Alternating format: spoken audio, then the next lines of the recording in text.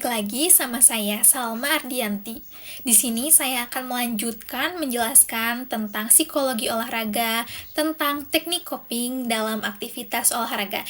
Ini merupakan bab terakhir, bab kedua dari terakhir. Nah, sebelum itu saya akan menjelaskan pengertian terlebih dahulu apa sih itu coping. Nah, coping berasal dari kata cope, merupakan singkatan yang menggambarkan 4 strategi kognitif dan perilaku yang digunakan untuk mengatasi stimulus atau masukan-masukan yang tidak menyenangkan dan bersumber dari orang lain. Nah, itu menurut para ahli, yaitu Ansel tahun 2012. Lalu, untuk lebih jelasnya mengenal COPE, akan diuraikan dalam bentuk perkata. Kan COPE, C-O-P-E. Nah, C adalah control emotion atau pengendalian emosi, yaitu reaksi yang terjadi dengan cepat pada pikiran atlet untuk menerima input yang mengandung aspek permusuhan yang menyebabkan munculnya perasaan gelisah, lalu tegang, dan tubuh menjadi siap secara fisiologi. Nah, selanjutnya ada O. O itu adalah organize input, yaitu pengelolaan input. Atlet akan mengetahui perbedaan-perbedaan antara informasi yang penting dan tidak penting yang diterima oleh diri atlet. Jadi, atlet itu mampu untuk mengelola input dengan sebaik-baiknya. Nah, selanjutnya ada P. P itu adalah plan response, yaitu merencanakan respon. Nah, atlet yang memfokuskan pada perasaan yang tidak menyenangkan untuk mencegah dan memelihara keadaan secara optimal dalam dirinya untuk mempersiapkan respon-respon berikutnya. Dan yang terakhir adalah E. E itu adalah pelaksanaan. Jadi, atlet menampilkan berbagai keterampilan secara tepat, cepat, dan teliti, tanpa melibatkan proses berpikir. Jadi, artinya atlet itu berupaya untuk merespon input secara cepat tanpa dipikir terlebih dahulu. Tentang apa yang harus diperbuat. Jadi, secara otomatisasi. Nah, jadi keterampilan coping adalah keterampilan atlet untuk menanggulangi berbagai stimulus lingkungan latihan maupun pertandingan, sehingga bertanding dengan optimal dan pada giliran dapat memenangkan pertandingan yang akan dilakukannya. Nah, selanjutnya ada kerangka konseptual coping. Jadi, efektivitas coping dalam olahraga merupakan proses penyesuaian dengan penampilan atlet di dalam aktivitas olahraga. Jadi, maksudnya atlet melakukan coping terhadap situasi-situasi yang mengakibatkan munculnya perasaan tegang dan cemas. Nah, dalam situasi tersebut tentunya harus melibatkan aspek kognitif, lalu emosional, psikologis, dan komponen perilaku sebagai kompetensi yang dimiliki oleh atlet. Nah, setiap sistem tersebut merupakan kemampuan atau sumber-sumber perilaku coping yang mampu mengatasi tuntutan-tuntutan. Nah, lalu selanjutnya ada subbab tentang pengukuran keterampilan coping. Jadi, ada cara gitu untuk mengukur coping stres yang dilakukan oleh seseorang.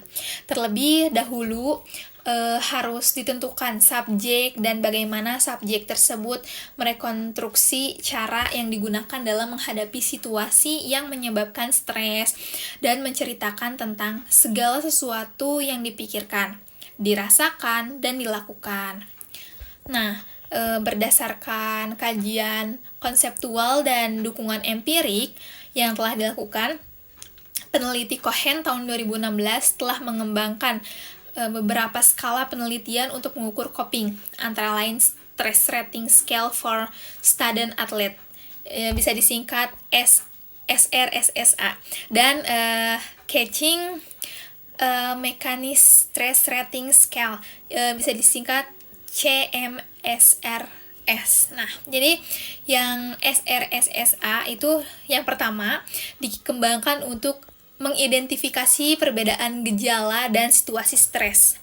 Nah, skala penilaian SRSSA ini menyajikan 5 alternatif jawaban yang dikonstruksi secara kontinu.